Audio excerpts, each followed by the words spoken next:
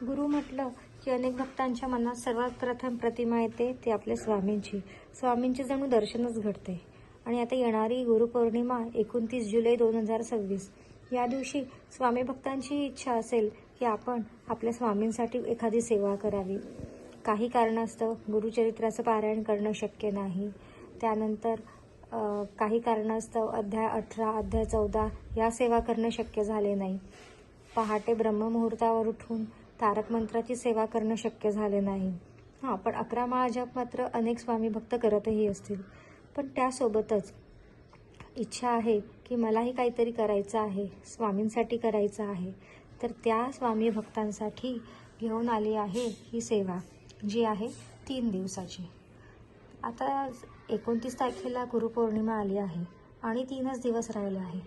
तरी पण इच्छा आहे, मग आपण कुठली सेवा करू शकतो, कुठलं पारायण करू शकतो? चला तर बघूया. अनेकांनी ओळखलेही असेल श्री स्वामी चरित्र सारामृत. श्री स्वामी चरित्र सारामृत ही सेवा आपण या 3 दिवसात करू शकतो.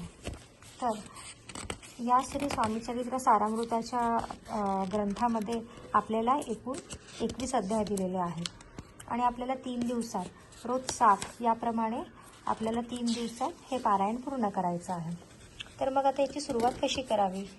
तर सर्वात प्रथम आपण जे काही आपले नियम गुरुचरित्राला लागू होतात ते कडक नियम इथं पाळायची गरज नाही आहे. सकाळी लवकर उठून आंघोळ वगैरे करून देवपूजा करायची, आसन ठेवायचं, स्वामींची प्रतिमा किंवा स्वामींचा फोटो पुढे दिवा अगरबत्ती लावायची आणि आपण एक श्री स्वामी समर्थ महाराजांचा 1 माळ जप करा किंवा 11 माळ जप करा, जशी तुमची इच्छा आहे त्याप्रमाणे. हे झाल्यानंतर अध्याय पहिला वाचायला सुरुवात करायची. आता हे अध्याय खूप छोटे छोटे आहे, त्याच्यामुळे जे लोक रोज नित्यसेवा करत असतील त्यांच्यासाठी तर अगदी 15 मिनिटामध्ये 3 अध्याय वाचून होतात. याप्रमाणे आपल्याला जर 7 अध्याय वाचायचे असतील तर आपल्याला तुम्ही बघा अर्धा तासामध्ये आपले 7 अध्याय नक्की वाचून होतील.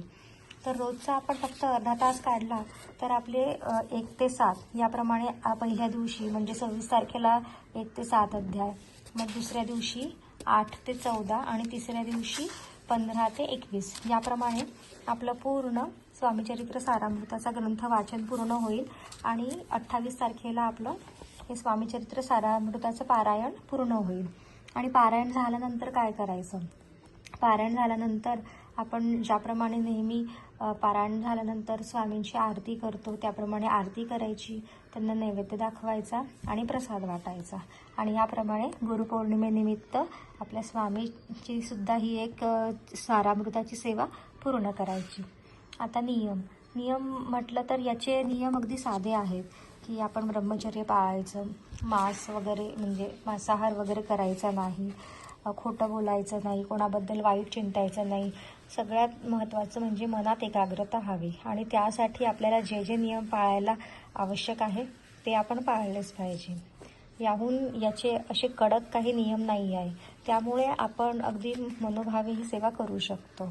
चला तर मग ज्यांना कुठलीही दुसरी सेवा जमत नाही त्यांनी आपली स्वामींची सेवा गुरुपौर्णिमेनिमित्त नक्की करूया.